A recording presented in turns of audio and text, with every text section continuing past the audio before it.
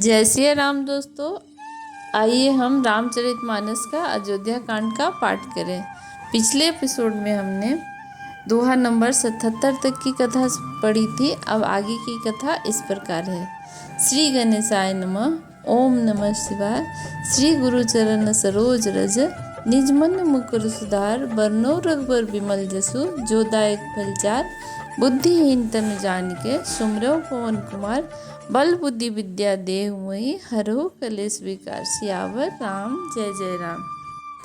सिया राम जय राम जय जय राम। सिया राम जय जय सिया राम। और करे अपराध कोई, और पाओ फल भोग। अति विचित्र भगवंत गति, को जग जाने जोग। सियावर राम जय जय राम। राय राम राखन हित लागी, बहुत उपाय किए छल त्यागी।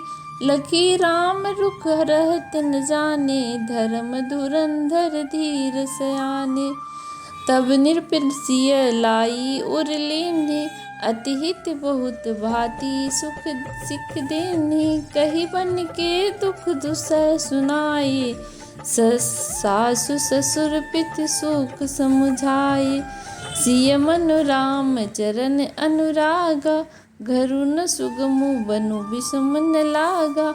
और सब ही सिया समुझाई, कही कही विपिन विपत्ति अधिकाई। सचिव नारी गुरु नारी सयानी, सहित स्नेह कहई मृदुबानी।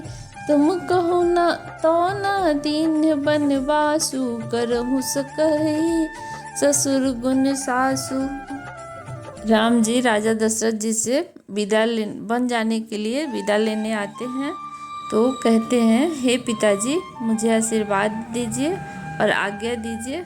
हर्ष के समय आप शोक न कीजिए। पर राजा का मन तो दुख के मारे बैठा जा रहा था और बहुत प्रकार से शुभ अशुभ कर्मों के अनुसार ईश्वर हृदय में विचार भरकर फल देता है, ऐसा सोचते हैं। और जो कर्म करता है वही फल पाता है, ऐसे तो वेद की नीति है, यह सब कोई कहते हैं। किंतु इस अवसर पर तो इसके विपरीत हो रहा है। अपराध तो कोई और ही कर रहा है और उसके फल का भोग कोई और ही पा रहा है। भगवान की लीला बड़ी ही विचित्र है, उसे जानने योग्य जगत में कौन है। राजा ने इस प्रकार श्री रामचंद्र जी को रखने के लिए छल छोड़ के बहुत से उपाय किए, पर जब उन्होंने धर्म धुरंधर और धीर बुद्धिमान श्री रामचंद्र जी का रुख देख लिया और वे रहते हुए भी न जान पड़े, तब राजा ने सीता जी को हृदय से लगा लिया और बड़े प्रेम से बहुत प्रकार की शिक्षा दी। बन के दुसह दुख कहकर सुनाए, फिर सास ससुर और पिता के पास रहने की सुखों को समझाया।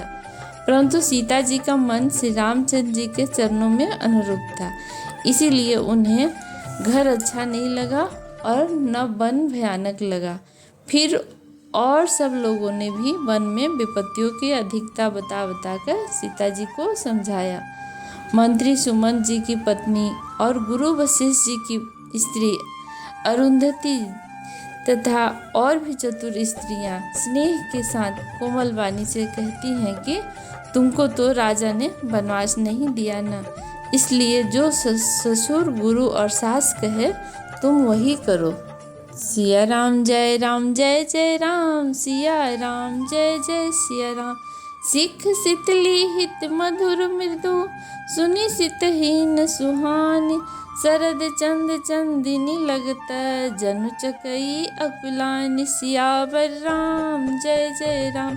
यह शीतल हितकारी मधुर और कोमल सीख सुनने पर भी सीता जी को अच्छी नहीं लगी। वे इस प्रकार व्याकुल हो जाती हैं मानो शरद ऋतु के चंद्रमा की चांदनी लगते ही चकई व्याकुल हो उठती है। सिय सकुच बस उतर न देई, सो सुनि तम की उठी कैकेयी। मुनि पट भूषण भाजन आनी, आगे धरी बोली मृदु बानी। निरुपहि प्राण प्रिय तुम रघुवीरा, सील स्नेह न झाड़हि भीरा। सुकृत सुजसु परलोक न साओ, तुम ही जान बन कहई न काऊ, अस विचार सोई करहु सुभावा। राम जननी सिख मुनि सुख पावा, भूपहि वचन बान सम लागे। करहि न प्राण पयान अभागे, लोग बिकल मूर्छित नर नाहु। काह करियो कछु सूझ न काहू, राम तुरत मुनि वेश बनाई। चले जनक जननी सिरुनाई। अर्थात सीता जी संकोचवश उत्तर नहीं देती। इन बातों को सुनकर कैकेयी तमक उठती है और उसने मुनियों के वस्त्र, आभूषण, माला, मेखला और बर्तन कमंडलू लाकर श्री रामचंद्र जी के आगे रख दिए और कोमल वाणी से कहा, हे रघुवीर, राजा को तुम प्राणों के समान प्रिय हो और भीरु प्रेमवश दुर्बल हृदय के राजा शील और स्नेह नहीं छोड़ेंगे। पुण्य, सुंदर यश और परलोक चाहे नष्ट हो जाए पर तुम्हें बन जाने को कभी न कहेंगे। ऐसा विचार कर तो जो तुम्हें अच्छा लगे वही करो। माता की सीख सुनकर रामचंद्र जी ने बड़ा सुख पाया, परंतु राजा को ये वचन बाण के समान लगे। वे सोचने लगे, अब भी अभागे प्राण क्यों नहीं निकल रहे। राजा मूर्छित हो गए और लोग व्याकुल हैं। किसी को कुछ सूझ नहीं पड़ता कि क्या करे। श्री रामचंद्र जी तुरंत मुनि का वेश बनाकर और माता पिता को सिर नवाकर चल दिए। सिया राम जय जय राम, सिया राम जय जय सिया राम। सजीवन साज समाज सबू, बनिता बंधु समेत। बंदी विप्र गुरु चरण प्रभु, चले करी सब ही अचेत। सियावर राम जय जय राम। वन का सब साज सामान सजकर वन के लिए आवश्यक वस्तुओं को साथ लेकर श्री रामचंद्र जी स्त्री सहित यानी सीता जी और भाई लक्ष्मण सहित ब्राह्मण और गुरु के चरणों की वंदना करके सबको अचेत करके चले। निकसी वशिष्ठ द्वार भय ठाड़े, देखे लोग विरह दो ठाड़े। कही प्रिय वचन सकल समझाए, विप्र वृंद रघुवीर बुलाए। गुरु सन कही बर शासन दीन्हे, आदर दान विनय बस कीन्हे। जाचक दान मान संतोषे, मित पुनीत प्रेम परितोषे। दासी दास बुलावे बहोरी, गुरहि सौंपी बोली कर जोरी। सबके सार संभार गुसाई, कर भी जनक जननी की नाई। बारह बार जोरी जुग पानी, कहत राम सब सन मृदुबानी। सोई सब भांति मोर हितकारी, जहि ते रहे भुआल सुखारी। अर्थात राजमहल से निकलकर श्री रामचंद्र जी वशिष्ठ जी के दरवाजे पर जा खड़े हुए और देखा कि सब लोग विरह की अग्नि में जल रहे हैं। उन्होंने प्रिय वचन कहकर सबको समझाया। फिर रामचंद्र जी ने ब्राह्मणों की मंडली को बुलाया और गुरु जी से कहकर उन सबको वर्षासन यानी वर्ष भर का भोजन दिए और आदर दान और विनय से उन्हें वश में कर लिया। फिर जाचकों की दान और मान देकर संतुष्ट किया और मित्रों को पवित्र प्रेम से प्रसन्न किया। फिर दास दासियों को बुलाकर उन्होंने गुरुजी को सौंपकर हाथ जोड़कर बोले, हे गोसाई, इन सब की माता पिता के समान सार संभार यानी देखरेख करते रहिएगा। श्री रामचंद्र जी का बार बार दोनों हाथ जोड़कर सबसे कोमल वाणी कहते हैं कि मेरा सब प्रकार से हितकारी मित्र वही होगा जिसकी चेष्टा से महाराज सुखी रहे। सिया राम जय जय राम, सिया राम जय जय सिया राम। मात सकल मोरे विरह, जेहि न होई दुख दीन। सोई उपाय तुम करे हो सब, पुरजन परम प्रवीण। सियावर राम जय राम।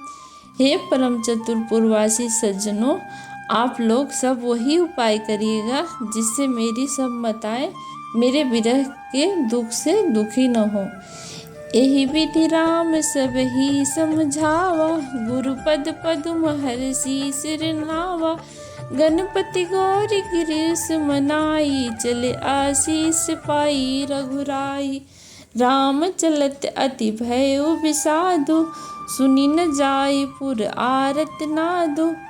कुशगुन लंक अवध अति काश, अति शोकु हर्ष विषाद विवश सुरलोकु।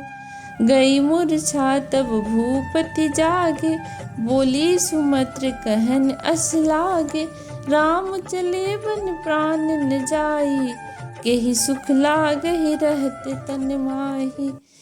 एहि ते कवन व्यथा बलवाना, जो दुख पाई तजहि तनु प्राणा। पुनि धरि धीर कहे नर नाहु, लय रथु संग सखा तुम जाहु। इस प्रकार श्री रामचंद्र जी ने सबको समझाया और हर्षित होकर गुरु जी के चरण कमलों में सिर नवाया। और फिर श्री गणेश जी, पार्वती जी और कैलाशपति महादेव जी को मनाकर तथा आशीर्वाद पाकर श्री रघुनाथ जी चले। श्री रामचंद्र जी के चलते ही बड़ा विषाद हो गया। नगर का अर्धनाद हाहाकार सुना ही नहीं जा सकता था। लंका में बुरे शकुन होने लगे, अयोध्या में अत्यंत शोक छा गई और देवलोक में सब हर्ष और विषाद दोनों के वश हो गए। हर्ष इस बात का कि अब राक्षसों का नाश होगा और विषाद अयोध्या वासियों के शोक के कारण का था। मूर्छा दूर हुई तब राजा जागे और सुमंत्र को बुलाकर ऐसा कहने लगे कि श्री राम वन को चले गए हैं, पर मेरे प्राण नहीं जा रहे हैं। न जाने किस सुख के लिए मेरे शरीर में टिके हुए हैं। इससे अधिक बलवती और कौन सी व्यथा होगी, जिस दुख को पाकर प्राण शरीर को छोड़ेंगे। फिर धीरज धरकर राजा ने कहा, हे सखा, तुम रथ लेकर श्री राम जी के पास जाओ। सिया राम जय जय राम, सिया राम जय जय सिया राम। सुठी सुकुमार कुमार दो, जनक सुता सुकुमारी। रथ चढ़ाई दिखराई बनो, फिर हो गए दिन चार। सियावर राम जय राम। अत्यंत सुकुमार दोनों कुमारों को और सुकुमारी जानकी जी को रथ में चढ़ाकर वन दिखलाकर 4 दिन के बाद लौटा लाना।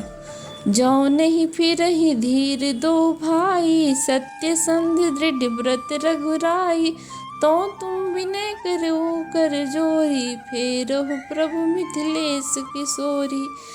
जब सिय कानन देख डराई, कहे मोरी सिख अवसर पाई। सास ससुर अस कहु संदेशु, पुत्री फिरे बन बसु कलेसु। पितृगृह कबहूँ ससुरारी, रहे जहाँ रुचि होई तुम्हारी।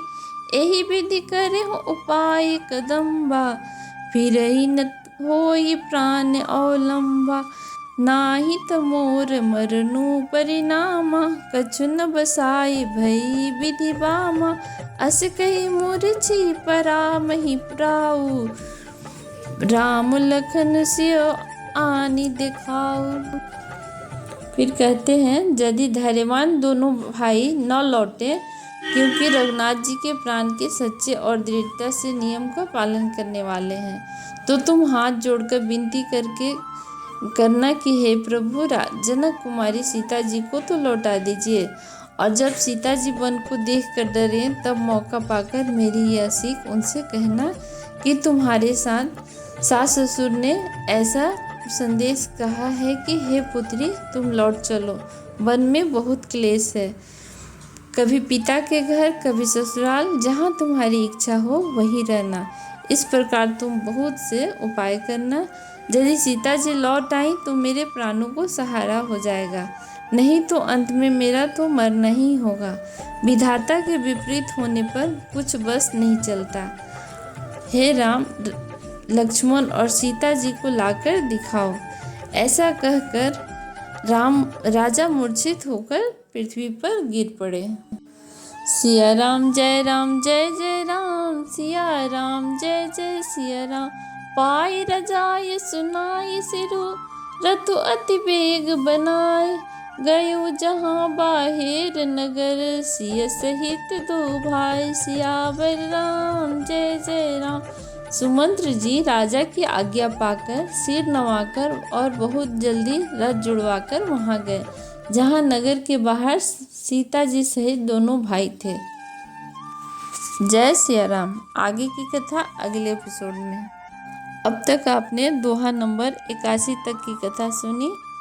धन्यवाद।